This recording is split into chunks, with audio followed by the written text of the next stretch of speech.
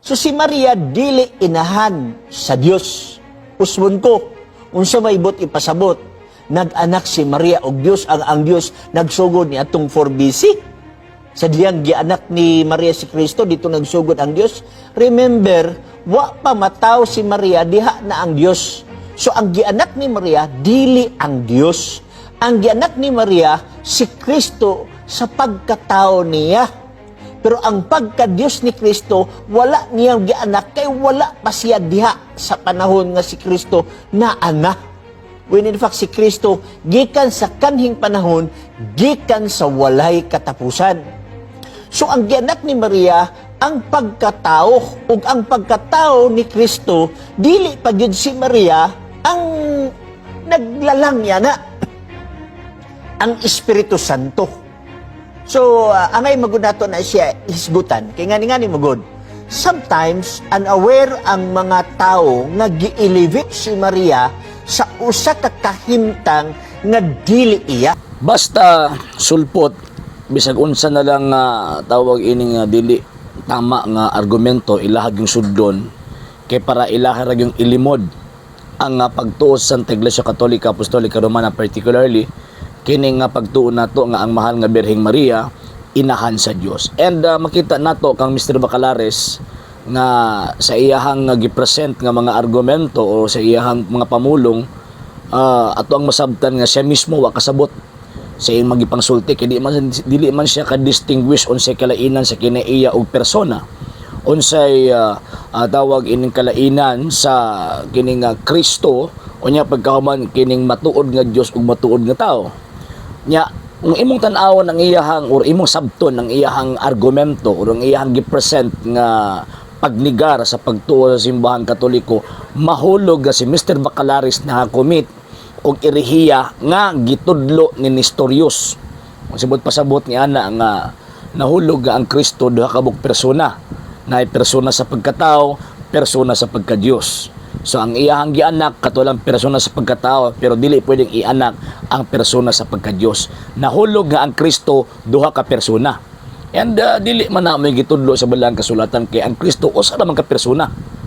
Unya kana nga person nga Kristo nga ato ang gituuhan matuod na nga Dios ug matuod na nga tao. Kita mga Katoliko manggod, bisag di pa na mabasa letra por letra sa balaang kasulatan o sa usa ka libro, basta asulong as gitudlo na sa simbahan na gitukod ni Kristo nga maong haligyog patukuran sa tanang kamatuoran, dili na problema sa toa, atuan ng dawaton ug atuan ng iprofess. So karon, unsa magitama nga panudlo sa simbahan Katoliko concerning mahitungod sa mahal nga Birheng Maria?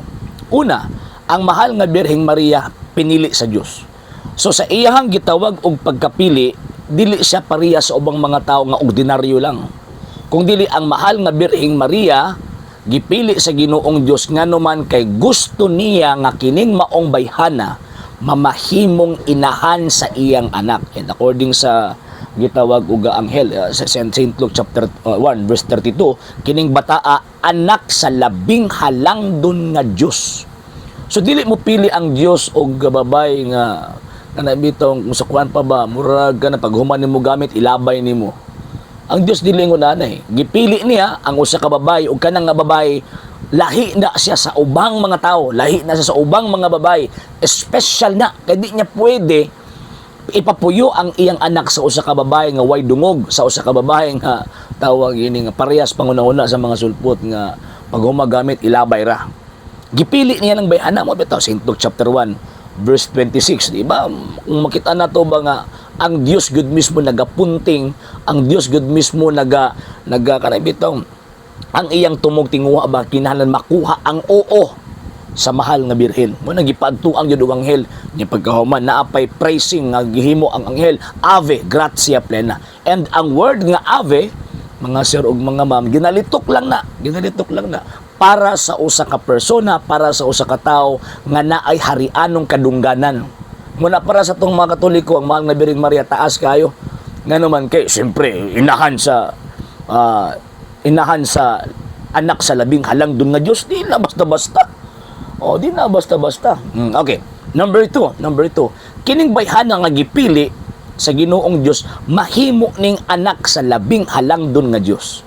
Ang argumento ni Mr. Bacalares, ingon pa niya, ang pagkatao lang ang tawag ini nga gihimugso. Wa mangingon sa balang kasulatan nga ang pagkatao lang sa anak sa labing halangdon nga Dios. Ora tawagon siya nga tawag ini nga nahimo siyang inahan sa pagkatao lang sa anak sa labing halangdon nga Dios.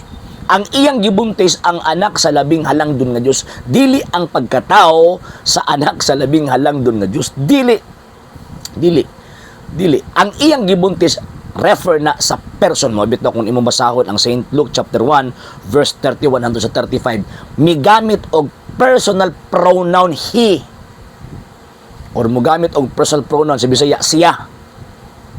Ngano man kay person man ang gibuntis, dili man nature ang gibuntis. Ang nature sources lang siya sa operation himuon sa gitawag og person. So ang Kristo nga usa ka persona naa sa nature, syempre so pa sa imong tao, ang iyahang nature lang nga iyahang naa niya ang pagka-divine nature. O katong nga tawag ini nga divine nature naa sa iyaha.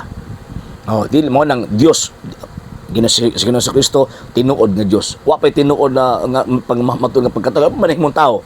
Pero sa dihang nahimo ng tao ni acquire siya og laing nature, og kana nga nature gikuha niya ngadto sa iyang mama, ang mahal nga birhen.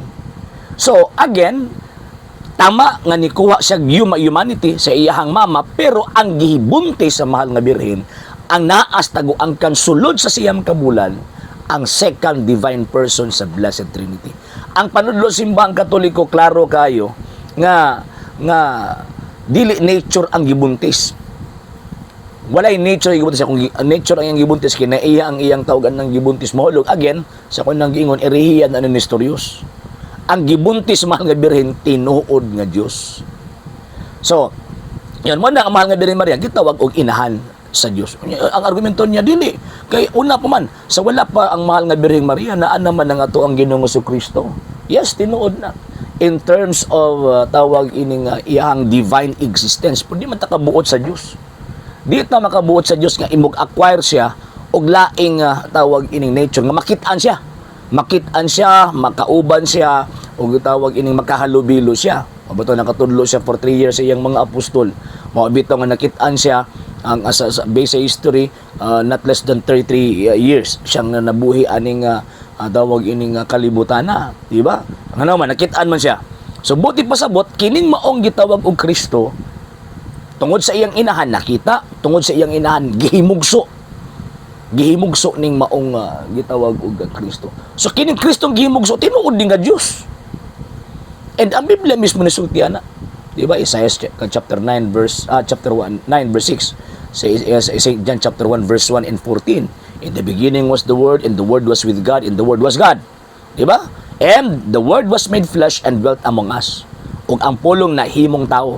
Kana nga pulong kinsa man as Kristo, person, di ba?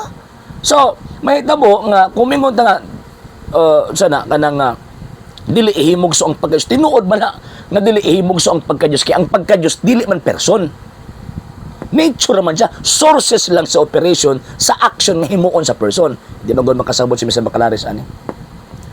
Sa kasabutan na bisan ganin siya nag-explain siya, naglisod siya unsaon niya pag-explain. In terms of existence, wa pa nahimugso ang Kristo, naan ang Kristo. Pero tungod kay mabuhat sa Dios ang tanan, kining Kristo nga existido na before pa ang mahal nga Birheng Maria, nisubmit siya sa kabubuton siyang amahan, nisubmit siya dito sa taguangkan sa usa ka babae. O niya, wala iya pagka-divine person dito. Sa dihang gibuntis mahal nga Birhen, ang Kristo, wala ang iyang pagka-divine person, nagpabilin ang iyang pagka-divine person, apan nag-acquire siya og laing nature. So katong gianak sa mahal nga Birhen, tinuod to nga Dios. Dili pagka-Dios ang gianak ha. Dili pagka-Dios ang gianak. Ang gianak sa mahal nga Birhen, ang anak sa labing halangdon nga Dios. Mabito ingon Santa Elizabeth, St. Luke chapter 1 verse 43, ngano kaha nga biduaw man kanako ang inahan sa akong Ginoo. Wa man siya maingon nga ngano man kaha nga miduaw man kanako ang ang inahan sa pagkatao sa akong Ginoo. Walay. Ang ingon inahan sa akong Ginoo refer sa person. Nagibuntis sa mahal nga Birhen. Mo na hinungdan ang simbahang Katoliko, mituo og nagtudlo nga ang mahal nga Birhen Maria inahan sa Dios, kay ang gibuntis sa Birhen tinuod nga Dios og tinuod nga gitawag og tao.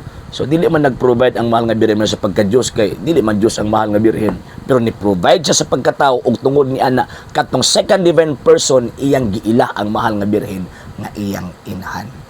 Okay? So man tudlo simbang Katoliko man kini si Mr. Bacalaris.